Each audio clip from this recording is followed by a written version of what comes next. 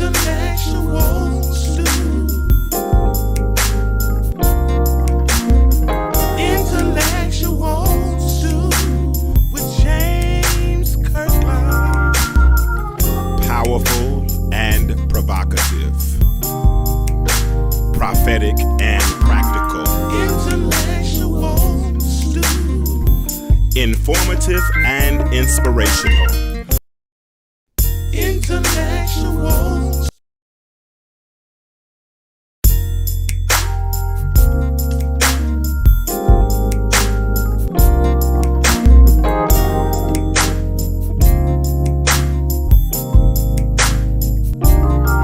James Kirkland of the Intellectual Stew, where we are serving stew, we're not sipping tea. We try to have substantive conversation where we spark we try to spark thought. We try to discuss things that will enhance our community. We want to challenge your thought processes and all of those types of things. So if you're listening, do me a favor. Go to DISCO100 Radio on YouTube. When you get there, subscribe. And when you subscribe, you will be able to, I'm tripping. You will be able to, that ain't me this time, Jay, that's you. That's me. Yeah. You'll be, you got to turn your volume down. We'll be able to subscribe. Like, we bring guests in the house and they come in here disrupting things and all of a sudden, but we good. We're going to be all right. But no, you can go to YouTube, go to DISCO100 Radio and subscribe. And when you subscribe, you'll be able to see us in the studio. All right. Now, if you have not gotten a chance to go and check out our website, I want you to go to www.theintellectualstew.com. Go there and you will be able to see us live. You'll be able to see everything that's going on, and you'll be able to see past videos. If you want to order any merchandise like the shirts that I'm wearing tonight, anything of that sort, you can go to theintellectualstew.com and you'll see that. Let me make a quick announcement now, and I'm going to make that announcement again at the end of the show. I have started another group on Facebook. It's called the Intellectual Stew Book Club. We are starting reading Mary K. Morrison's book, talking about soulmates dissipate. We're starting with the first book, so within 2 weeks, we're going to read that, and we'll be ready to discuss that. I'm going to be honest, I read it in a day and a half, so it's a pretty good book, and it's a real easy read, and we'll be discussing an interesting topic, the topic of soulmates, and I think all of us can learn something with regards to soulmates. Hey, but guess what? Tonight, I got my homeboy in the studio with me. He's a little younger than I am, but he's nevertheless a homeboy. He's from probably one of the smelliest cities in America. He's from Pine Bluff, Arkansas. They hit you with a paper mill going in, Tyson in the middle, and a paper mill on the way out. What's up, Jay? Hey, what's up, man? Man, tell the people who you are. I'm Jay Edwards, musician, writer, entrepreneur, church boy, homeboy from the country. Good to be here. Glad to be here with my boy James, and lifelong friend. I've been a friend of his family. Our families are from the same community. So it's good to be here, man. So let me ask you a question. Why do you think I invited you on the show tonight? What do you think? What do you think made me think of you when it came to bringing people? Because I bring people on the show. Let me just tell you a little bit about me. When I bring people on the show, it's because I've seen something.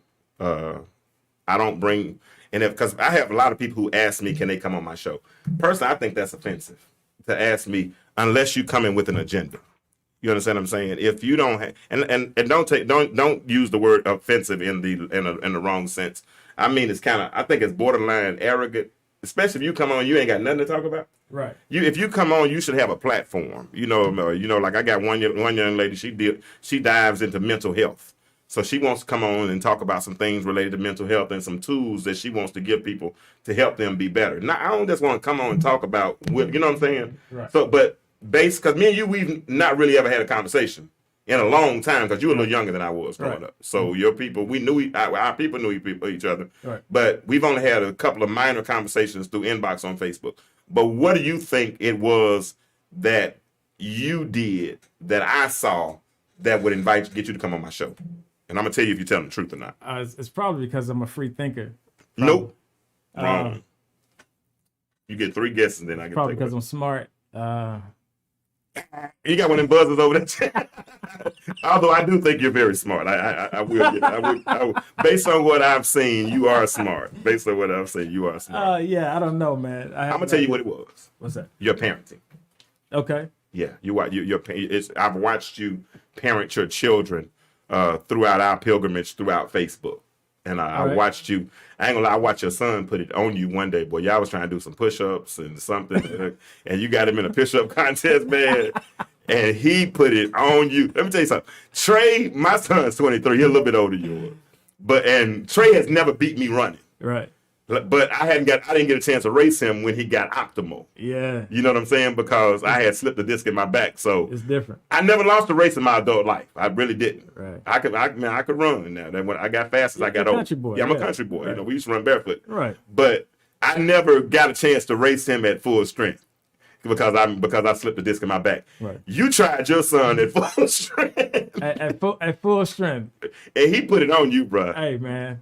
Hey, so I do it, man, just to push him and just to push myself. Like, we get out, when he comes home, we'll get out and we'll run. Mm-hmm. And I can't beat him in a sprint. So I changed the game up. We go long distance now. Okay.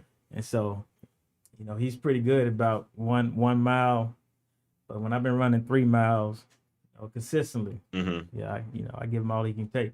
So wisdom has kind of kicked in at a certain point. So, because when wisdom kicks in, it teaches you to choose your battles. Right. And you have to switch it up a little bit, man. Because you lost on them push-ups, Jack. Yeah, I lost. I know.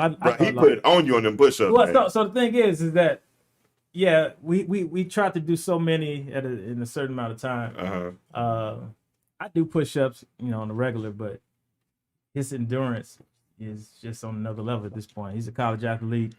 I never should have tried it. I did it for a joke anyway. I knew I would lose, but I just want him to know that I'm not afraid of competition. I do the same thing with all of my children. And teach them how to compete. You got to compete in life if you're gonna be great. Life is a competition, whether we want to agree or not. But you got to be you got to be at the top of your game. If you're starting a business, if you're going into the world of employment, you got to compete with the next man, and behind you. So no doubt. Now, and that's interesting paradigm because you raised a football player. You're for oldest, right? Yeah. Okay, so he's football. Mine's baseball. Different mentality. Yeah. Okay, because I remember at 10 years old, he was playing for an all-black team. I hate to say it like that, but you know the stigma that goes with that a lot of times. They do a lot of yelling, a lot of hollering, all that kind of stuff. And I remember telling the coach, listen, if you holler at mine again, he don't play for you no more. Right. And the coach said, well, when they get to high school, they're going to want to play. They got to be able to do this and do that. I said, if he don't want to play when he get to high school because he didn't like you, what difference does it make? Right. I said, and the other thing is, you coach 15-year-old basketball. This is 10-year-old baseball. There's a different mentality with 10-year-old baseball versus 15-year-old basketball. In basketball, if I get mad at you, I can bowl you, shake you, dunk on you, whatever. But in baseball, when you got a curveball or a changeup or a fastball coming, your whole mentality has to be different. Do you agree with that? Correct. So did that make you more susceptible to using tough love? Not necessarily. I mean, I use tough love with all my children. Okay. So it's not, I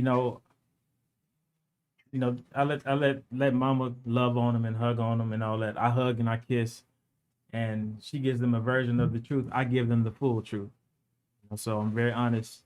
And I have text messages right now I can show you.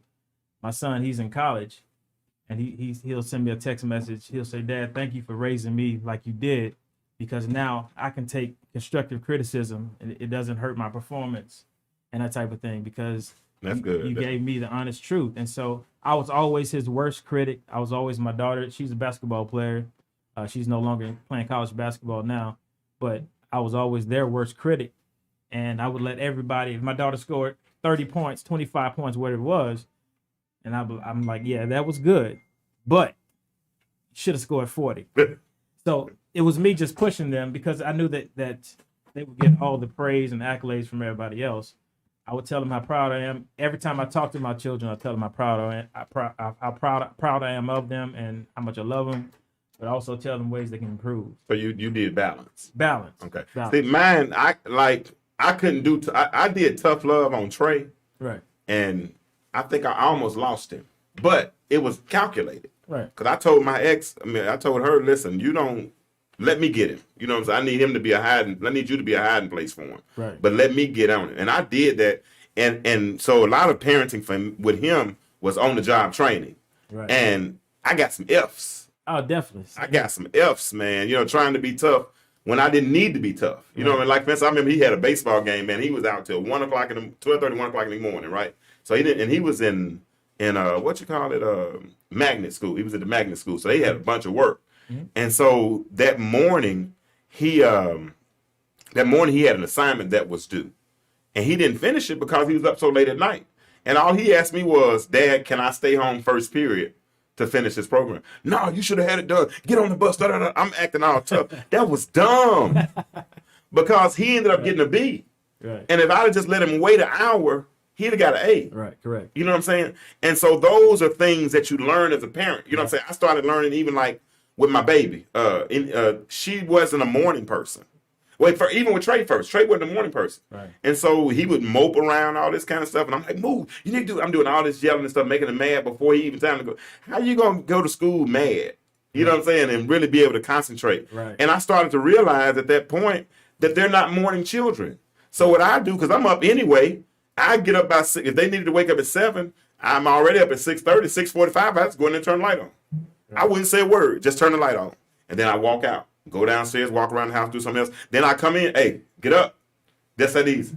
And then I know at that point they start rolling over in the bed a little bit. I go back downstairs, do something else. By 7 o'clock, after 2 or 3 times entering the room, they're up and they got a better attitude. You know what I'm saying? Right. But that took trial and error, if you will. You know what I'm saying? That took making them mad sometimes. You know, took almost losing them.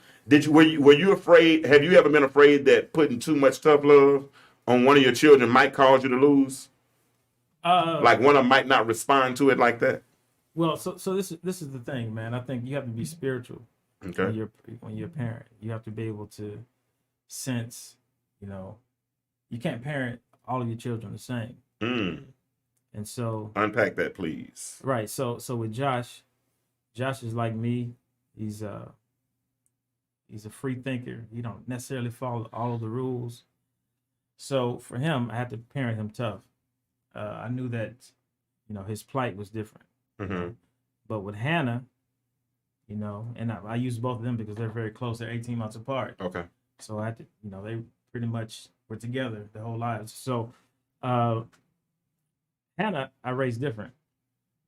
I do some tough love, not a lot, you know, and mainly because she's a girl, and it was important to me that as a man, I treat her good, as good as I can. That's good. That's because if I'm treating her good, that's expectation. Yeah, I set the expectation. I set the bar, so I don't have to worry about some knucklehead coming around and, you know, treating her bad, and it's acceptable. Mm-hmm. So, but, you know, with Hannah, you know, with the basketball thing, it was really hard with me because, you know, when you say the basketball thing, unpack the that. Training and the schedule. Mm-hmm. It was really hard to, as a girl, you have to treat her kind of different. Gotcha. You have to be a little softer. Sometimes I wish that I could push her like I could push Josh, but the thing is that, you know, like I said, girls emotionally, they handle things a little differently. So, and I always wanted to maintain the hardest part for me was to push him and also maintain a good relationship. You know, so you can push him in school, push him in sports, and most of the time, dads are the disciplinarians in the houses, right? And so it's hard to maintain also the relationship where you can talk and have a good time, because sometimes they carry it. The fussing carries over to the next day or the next moment.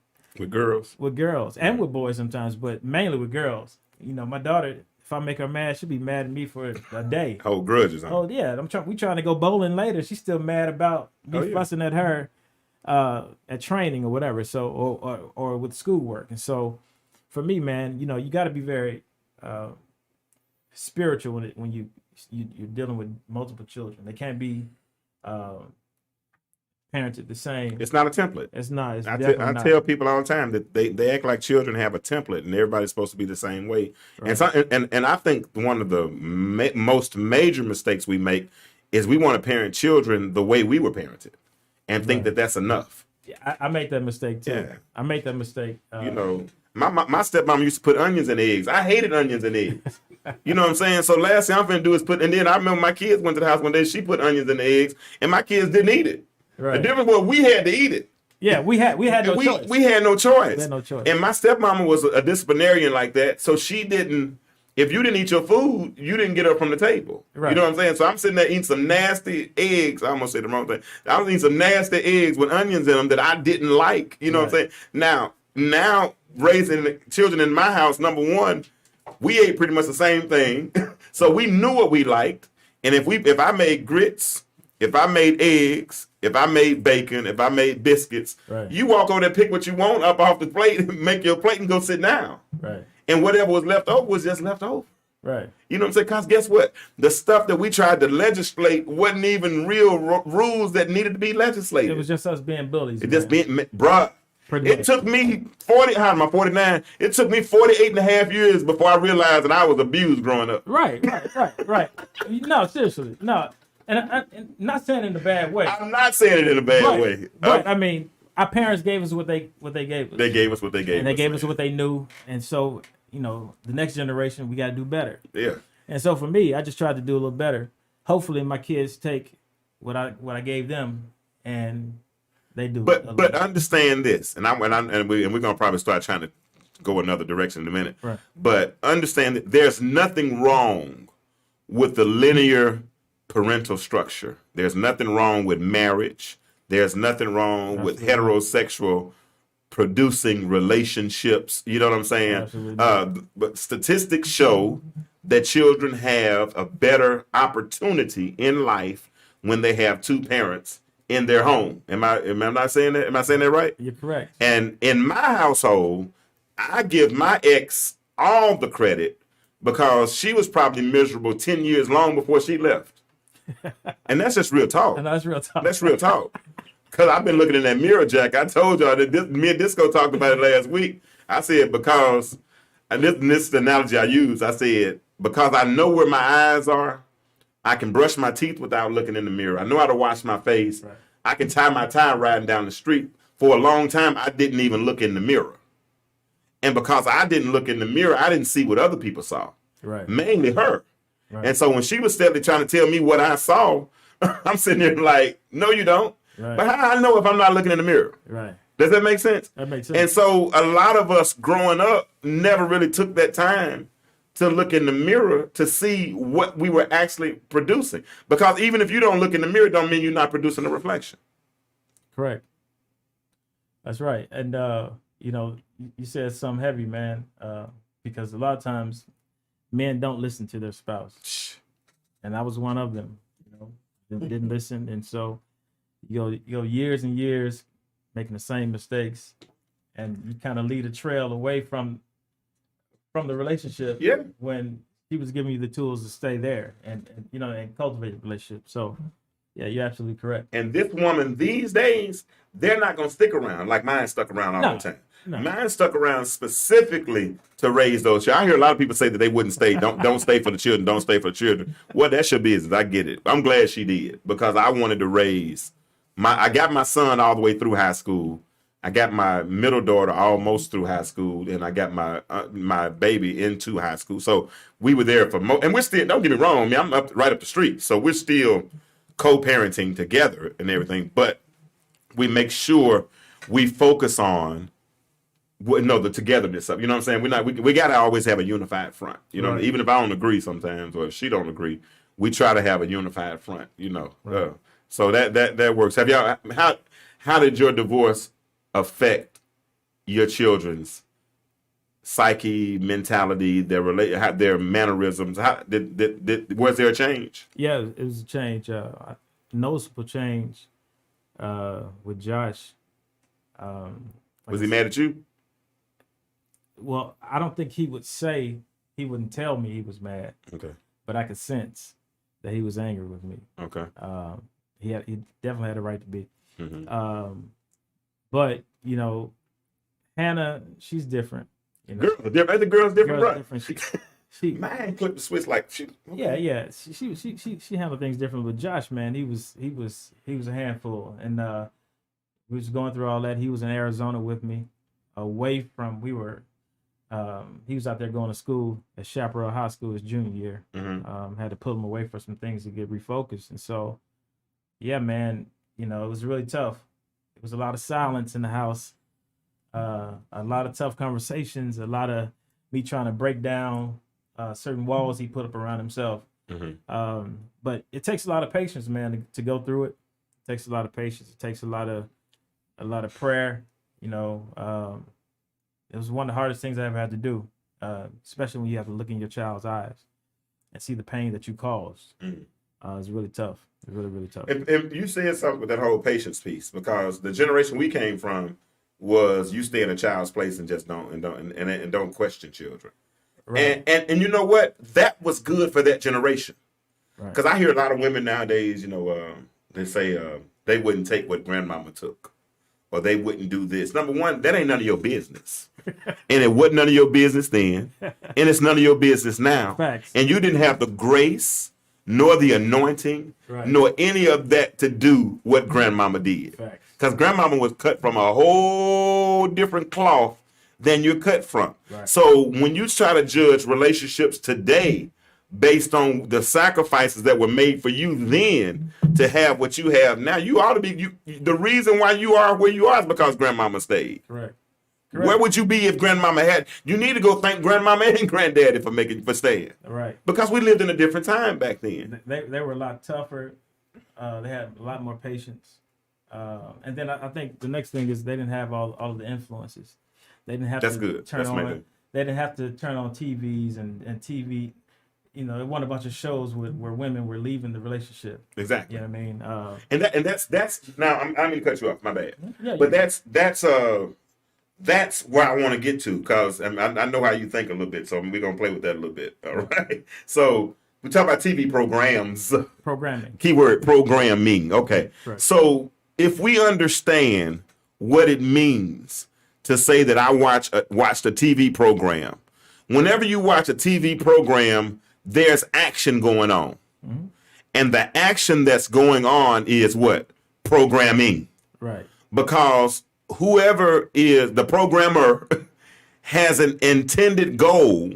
Correct. Whenever it airs a TV program. And unpack that for us, Jay. Tell them what that means. No, that's correct. I mean, and so for me, I teach my children to stay in the moment, be conscious, Mm-hmm. right? Because you got so much information coming at you from so many different ways, from music, TV, commercials, and all types of things. So, and then you have YouTube now, and so you can get on YouTube and find anything that you want to find. Mm-hmm. So it's a lot of information, and so for me, I live conscious all the time. You know, especially the last couple of years. So I control my information. Mm-hmm. I don't watch the news. I don't. You know, I may go on and look at a news clip.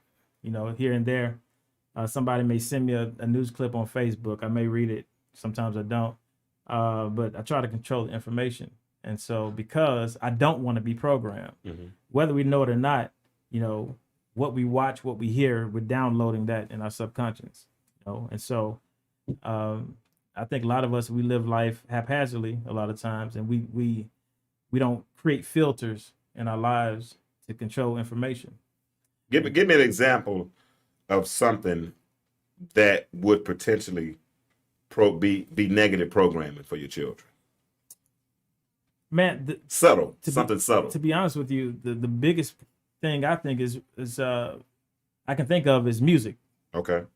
Music. I mean, you know, my son, he would go to sleep with music in his head, rap music and all that. I used to make him take the headphones off when he went to sleep. Mm-hmm. Couldn't even properly rest, you know, because you're downloading all this information. And we don't think we don't think that stuff controls us, but it does. It in a does. sense. And if you're not conscious, it really controls you. So, I'm just saying, when I go lift weights, I have a different response in my workout when I'm listening to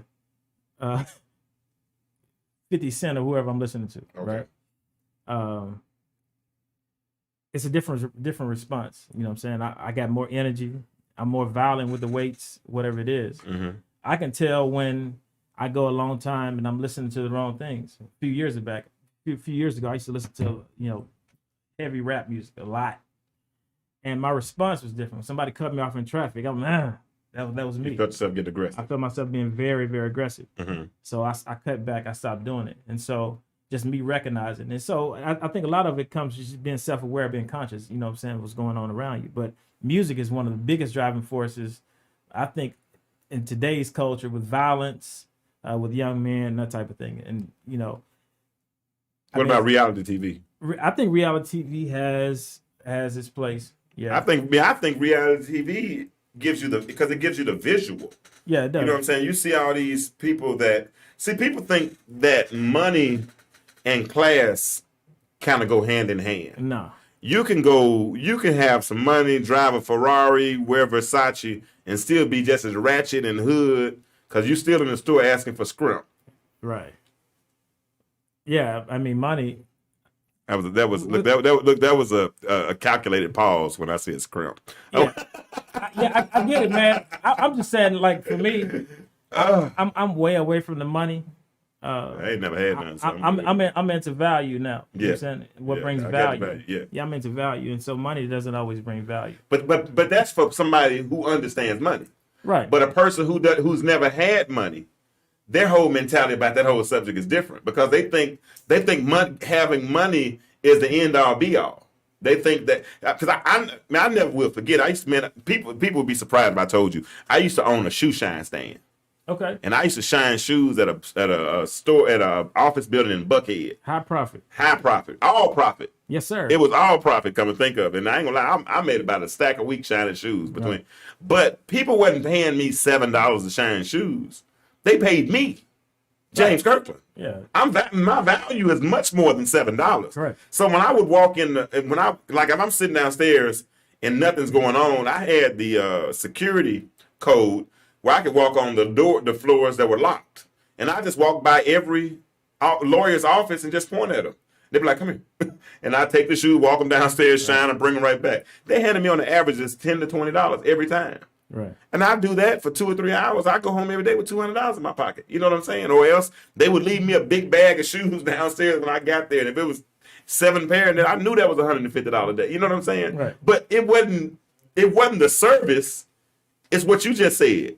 It's the value. Right. Because they wasn't getting Joe Blow to shine their shoe. They were getting me. Right. And some days they would come in there. I never will forget. Sometimes they would come in there and they would just close the door behind them and just walk in. I need to talk, James. I'm like, what? Man, I got this going on at home, and I got this going on at home. And I'm like, I'm just a shoe shine dude. But they wanted to talk to me. You know what I'm saying? And those conversations, a lot of times, I remember at least 3 or 4 times those conversations would end with a $100 bill in my hand. You know what I'm saying? Because it was the value. It was the value. And when you possess that type of value, right, because you know who you are, money comes easy. And not only that, it begins to translate to your children. Right, definitely. Your children see life in a different way. Definitely. You know what I'm saying? Baseball and softball really helped my first two because it gave them a certain sense of structure. Right. You know what I'm saying? Trey ain't never had no bills. You know, he had never had any issues that would cause him to have problems. And now he got probably a 750 credit score. You know, in life, his lease on life is prepared. Man. You know what I'm saying? He's doing what he's supposed to do to get started. Into that Forex, man. Oh, my goodness. Bro, I don't even talk about that. No, he probably make more money than I make in that Forex. But Forex is beautiful. But kids figure it out a different way. And that's why, like I had a conversation with my aunt last night. And I was telling her, we don't parent the same way. Right. Because I said, if that boy understands German and I only understand English, what do I look like trying to tell him how to speak German? All I'm going to do is try to learn a couple of phrases, you know what I'm saying, so I can kind of understand what he might be talking about to a little bit. But because he's mastered something on his level, I'm going to push what he's mastering. Right. And then he has the freedom Yeah. to kind of explore some things. I mean, some things that we've been taught. I mean, we need to rethink. A lot of times we force our children into the struggle lifestyle. Yeah. Before, I mean, they And can really figure life out. That's just say that again. Force them into what? The struggle lifestyle. Like we're supposed to struggle. Struggle living. Yeah. So if we force our children out, the dumbest thing I've ever heard, and we've done it in our culture for a long time. When you get 18, you got to get out of my house. That is dumb. And so we force our children a certain way. And so when I listened to the podcast with Trey and the Forex thing, that's beautiful. Because I mean, he's learning how to use money to make money. Yeah. The money, and he ain't even using his own. I ain't telling his business. Well, he don't even use his own money, man. But money is an instrument. That's all it is. It's a tool, man. And so, yeah. But the thing is that but he had the freedom to learn and pick up a skill. Yeah. That he can use that he can use for the rest of his life. And change and his life changing. Right. Bro, he's up. He's so disciplined. He's up at 6:00 a.m. every morning for a podcast, and they trade from 6 to 9. Mm-hmm. At 9 o'clock, he's done for the day. Oh yeah. And so now he's studying real estate. He wants to learn how to invest in real estate and all that kind of stuff. Right. He's done. Right. He's done. Bro, I told him the other day because he was thinking about moving to Virginia with his girlfriend, but they moved it out a little bit further. I don't mean tell. I'm sorry for telling all your business, son. But don't do it. It ain't that bad. It ain't that bad. But leave me alone, Anthony McCreary. You bad joker. You. But Trey was so cold, man. When I moved here in 1995, I moved here with $118 and a trunk full of clothes. Lord have mercy. Bro, I hadn't finished the degree yet, and then I came down here. I fell in love with my fiance then, my wife, my ex now. Came down here and visited that weekend, Labor Day weekend, quit a job to come visit, drove back to Antioch. Look, flew here, drove back to Antioch, preached my family reunion, left Antioch, I'm talking about the Cheryl, right, and drove back to Atlanta. No. Next day on Labor Day, went and found a job, flew back to Memphis because I flew out of Memphis, drove to Little Rock. Next day I moved back to Atlanta. I came with $118 in the trunk full of clothes, and I've been here ever since. $118 trunk full of clothes. Now that's fake. Now, watch him. He's moving to Virginia if he goes. Right. Same age, 23 years old. I don't know how much money he got in his bid, but son, if you listen, I need to borrow $5. But he's got much more than I had, okay? Got a nicer car. Right. Has a degree. He'll have a master's degree in about probably 3 months. Yeah. I think, yeah. So all that's done. So my sacrifice was his game. You know what I'm saying? I mean, their game. Yeah. I literally sacrificed a part of my life to make sure they could live. You understand? Does that make sense? Most definitely. I mean, that's how it's supposed to be. You saw me pull up in that little 2002 Honda Accord out there, right? Yeah. And the mirror on the side broke and everything. I don't care nothing about that car, man. Hey, man. But he drive a 2017 Nice. I bought the new car for them. Right. And I made sure because I wanted to make sure they were straight. You know what I'm saying? And I think as parents, that's some of the sacrifice. Now, you said earlier that there's no template on parenting. Now, what have you noticed? Because you got different generations. Right. You got like 20 and then 9, right? Right. So what's the difference between parenting that 20-year-old, that 9-year-old, that 6-year-old? What's the difference with them? Man, so... when Josh and Hannah was coming through, I mean, it wasn't really big. The whole electronic situation was different. Like, they had DVDs. If they had a DVD player, I know. I'm saying if they had a DVD player, I mean, they were all right. But now, the 6 and 9-year-old, they got to have phones and iPods and that type of thing. So you have to have much more hands-on to try to limit the information they get. Oh, wow.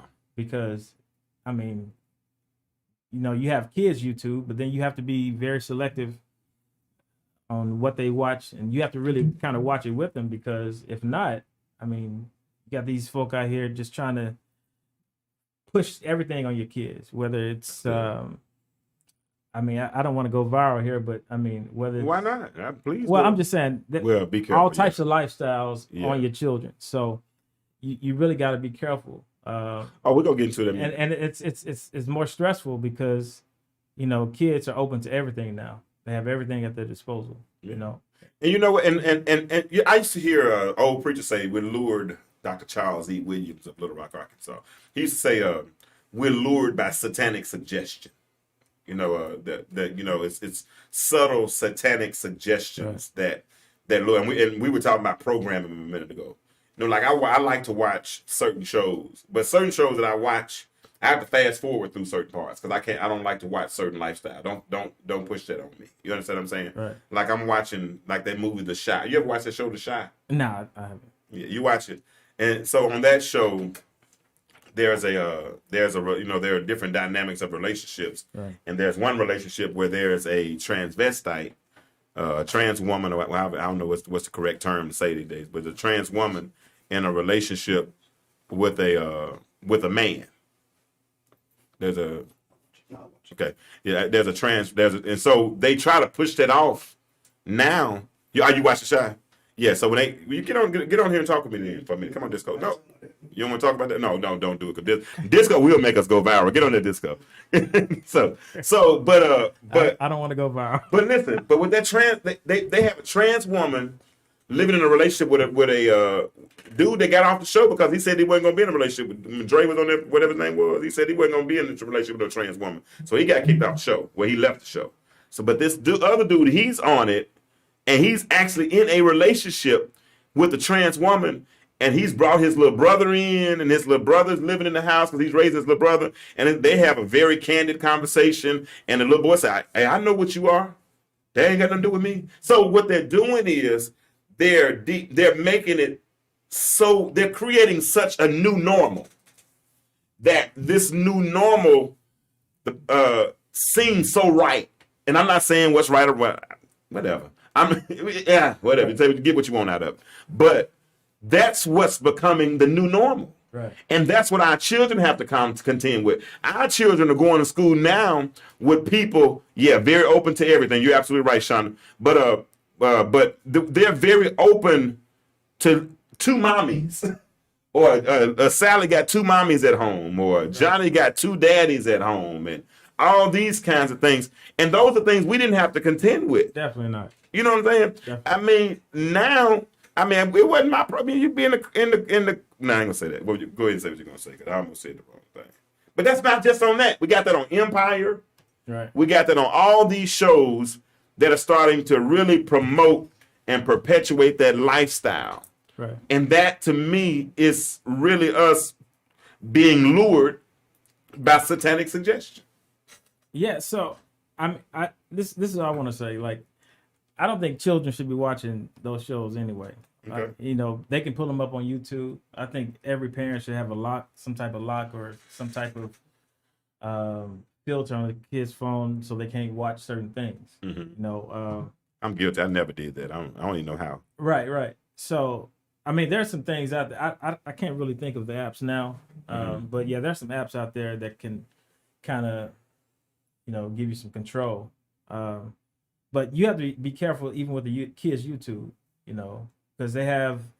I forgot the show. There's an actual kids' YouTube? Yes, a kids' YouTube. But there was a show on the kids' YouTube where it started out like a cartoon, but then it was showing people kill themselves and stuff like that. So, you got to be very careful these days. The kids they're kind of flooded with information, man. Flooded with different types of ideas, lifestyles, and to me, I think that, it's the parents' role to put their kids in environments that, and I know you can't control every environment your kids, because I tried putting my kid in private school.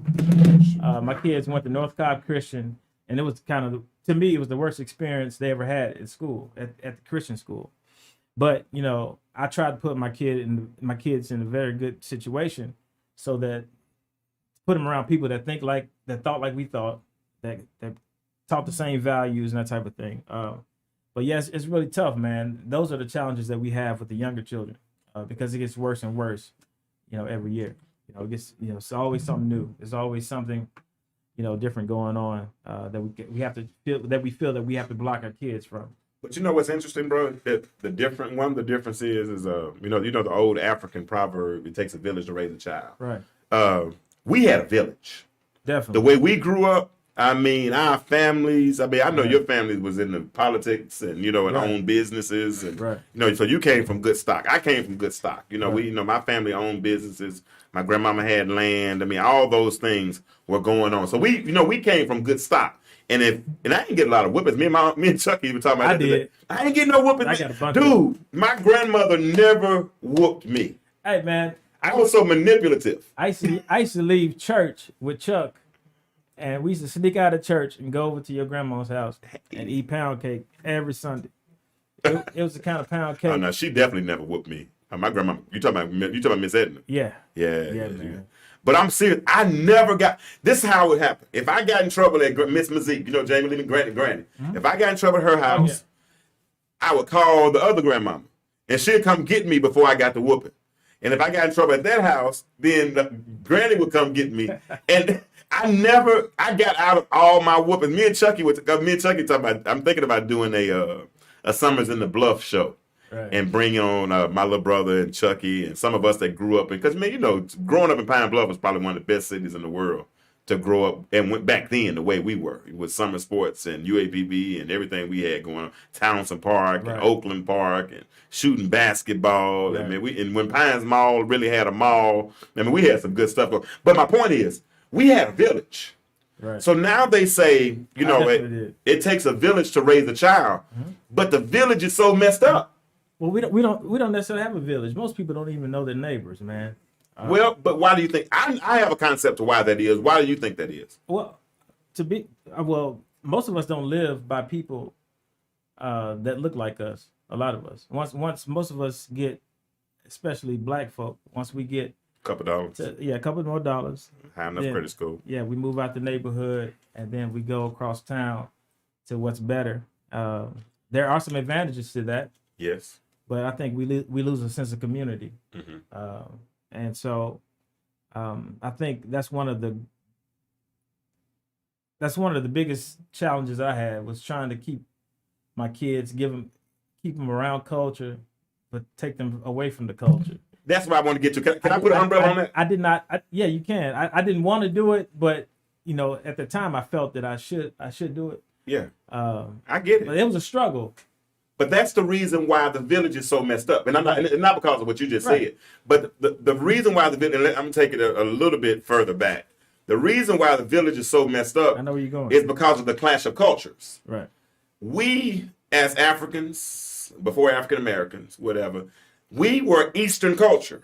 We were Far East. Africa's Far East, right? The farther west you become, the culture shifts from Eastern culture to egalitarian culture. So how we grew up in the country, a communal people, the Edwards lived in this house, the Shaws lived in this house, the Maziks lived in this house, the Wilkinses lived in this house. And then everybody showed up at Big Mama's house for Sunday dinners and for family reunions. That was a communal thing, right? But when you start to become egalitarian, now your success is determined by a 4-bedroom house, 2.5 children, a dog, a fenced-in backyard. Right. So we become much more individual in our mentalities, right? So now we don't lean on the village no more. Right. In fact, we don't want to even put grandmama and them in our business. Because we don't know who the village is. So you understand, our families lived together since the early 1900s. Yeah. For a long time. So it's not like, they just met each other. Mm-hmm. We had generations of children to grow up together. Yeah. So that's the difference. But if I take my child, and because I get a few extra dollars, and I move to, the suburbs around people you have to learn your neighbors, and it's just a lot going on, man. You gotta build trust. That takes a long time to build trust with somebody, and so I think it hurts us a lot of times when we leave our communities. But sometimes we have to leave our communities, especially when you're raising black men. Black sons. Society has dictated it in such a way that we have to leave. My son just asked a question. Maybe you want to answer it. He says, where are the successful? He's asking on my Facebook page. Where are all the successful black communities, and what happened to them? Successful black communities. Mm-hmm. So a few things happened. I think a lot of times, man. Go history. Go all the way back Yeah. and come forward. We got time. Yeah, so I mean, you can take little communities like Pine Bluff, man. Pine Bluff, to be honest with you, and I said it on my Facebook page, was the first Black Wall Street. It was the Black Wall Street. People before don't realize there was. how successful Pine Bluff used to be. Right. It was Black Wall Street before it was Black Wall Street. Mm-hmm. And so when I was growing up, Pine Bluff had a bunch of successful Black businesses, doctors. I think Dr. Johnson, those guys, Dr. Flowers, Clifford Flowers, all those guys, and then we had Dr. Roth, exactly. Dr. Roth actually delivered me. Mm-hmm. So, but then you had people like Mr. Pointer's Cleaners, and you had, I mean, I can keep going. PJ, all of them. Yeah, PJ Johnson. Yeah, it was a bunch of people, man, that I could look to as Black men that were pillars in the community as businessmen. Mm-hmm. A lot of times, when that generation died off, there was a shift, man. We get more educated and we feel like we need to go get a job. That's the shift right there. Yeah, we feel like we need to go get a job, and then that's cool. You can go get a job, but at some point we got to figure out how to start owning stuff again. But I'm gonna tell you something though, because Trey asked a good question. Trey comes from my stock, so his question usually have innuendo. You know what I'm saying? Right. So when you start saying something like, "Where are all the successful Black communities?" Like, for instance, whenever a successful Black community has been built in history, it's been burned down. White people burned it down. Right, pretty much. Because whenever they see us organizing and being successful together, that's a threat. Now, you make a good point. You have to leave to an extent to go and take care of your children. I mean, now you do. Now you do. Yeah. But my formula for fixing the Black neighborhood is for all the successful people move back. Straight. If every black millionaire moved back to the hood, the neighborhood changes instantly because the tax bracket changes. And once the tax bracket changes, then pricing changes. When pricing changes, now you got to give us more money for education. Now you got to give us more money for resources. Now you really got to police us. You feel what I'm saying? So I think in order for us to really, really, really be successful is when all of, like, white flight made a U-turn and came back. Right. If we would just stay, Fair Housing Act of 1967 said we can move out, and it's legal for us to move out. Mm-hmm. But that was a trick. Because what you did was you weakened our infrastructure. Correct. Because now the people that were in the neighborhood, because that was the only place we could stay, there were doctors there. Mm-hmm. There were lawyers there. Right. There were teachers there. Right. There were judges. There were professional people Right. there. But the ones that were allowed to move were the successful ones there. They did a study on Robert Taylor homes in Chicago at one point before they tore it down. Okay? Do you realize that like 90% of the people there were single Black women? Wow. There were no teachers, no lawyers. There were people sitting there raising, and these 90% of Black women, guess what they're raising? Black boys. Right. Right. So where are the successful communities? Not because whenever we think we got, now if you go to the south side of Atlanta, you got some Negroes that got some money, you know what I'm saying, and they got some nice. Did I say that? I'm sorry. No. Yeah, I said the right thing though. No, yeah. So you got some of them that got some good money and everything, Right. and they're doing their own thing. That's why I like the Westlakes. That's why I like the Benjamin Mays, because they stayed in their neighborhood, Right. and they're living in $200,000 and $300,000 houses. Some of their kids riding to school in Mercedes and all these types of things. But then you got some of us, like you said, who went to the suburbs. Right. And we put our kids around, and these kids ain't even used to. Trey, I never will forget, I took Trey on Campbellton. He listened, Trey, I'm sorry I'm doing this to you, bud. But I took him on Campbellton Road to JJ's Rib Shack one time. And Trey might have been 6. And man, if I'm telling you, yeah, appreciate that. Man, when he was in the car, he's looking at these people around him. And these are crackheads, drunks, all these things. And my children are clairvoyant. Right. I think they see spirits. You know what I'm saying? I really do. I know I do. I mean, I used to. So, Right. I mean, my children could see things because they prayed too and all. You know, so when I came back to the car, he was laying on the floor. I'm ready to go. Let's leave. Let's go right now, Dad. I want to leave right now. I'm like, no, I'm going to get these rib tips. Right. No. I messed up and left him in the car. I shouldn't have left him in the car. I'm his daddy. Right. I covered him. And he felt uncovered for that moment because he's in an uncomfortable environment that he's not used to because I've raised him in the suburbs. Right. You feel what I'm saying? Yeah, but for me, man, even though my children were raised in the suburbs, I always took them back to the Bluff. Nah, I didn't do that enough. I should have. I took my kids to the South Side, and then when they played sports, I made them play against the teams from the South Side. Did you? Yeah, I did all the time. Because it was just a certain type of toughness. But you talking about baseball though? Baseball, different animal. Yeah, but basketball, football. Because all the kids was on them black teams. Right. They had good teams until they were 12. Right. We wouldn't even be able to be on those teams. Right. But bro, we got on that big field and baseball IQ kicked in. Right. Shoot, Trey was the man on the field then. You know what I'm Right. saying? But I get it. But there's such a difference in the way we were raised and the way they were raised. Okay, let's go back 20 years. Let's go back 93. 93. That's really when mass incarceration really started to really take off, and it was happening right in front of us, and we didn't even realize it because that dime rock was given a mandatory 10 automatically, right? Well, I mean, a lot of people didn't realize, but I grew up different from everybody else. Okay. Because of my granddad, politician. So Okay, yeah, Gene Edwards. I kind of Was it Gene Edwards? yeah. Okay. So I kind of grew up different. I got. So my granddad would give me a different perspective. He had amazing foresight. You could see, and so that's one reason why I am like I am. I anticipate things. Okay. And so I just left Johnson & Johnson because I knew they had mandatory vaccines coming. Okay. And so foresight, he taught me to live or anticipate what's coming. Okay. And so, those type of things. And so, but, at the time, we kind of knew what was going on because I would have conversations with him. Okay.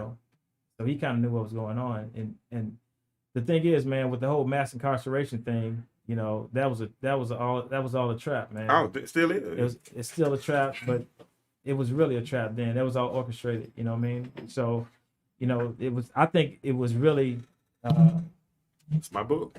Oh yeah, I read this. Yeah. Well, that's my book right there, man. Yeah, I read that. Yeah. Yeah. Another one you need to get is The Color of Law. Okay. Yeah, get that too. The Color of Law. Yeah, The Color of Law. Somebody put that in the comments. The Color of Law. Color when of you read Law. that book. Okay. Yeah, I wanted to bring it with me so I can, but yeah, it's gonna talk about. Are you coming back? Trust me. It's gonna talk about the real estate game and how we got into the situation we're in now with property value and redlining and that type of thing. So. Oh yeah, that's my subject. My undergrad is in the community and international economic development. So we used to talk about city planning and building and all those kinds of things. But yeah, because my pops told me when I was 15 that the black male would become extinct, and one of the ways he said it would be through the prison system. You know what I'm saying? But my point in saying that, because people, and I say this a lot on this show, a lot of people don't realize how many black men were exported out of communities and warehoused in warehouses.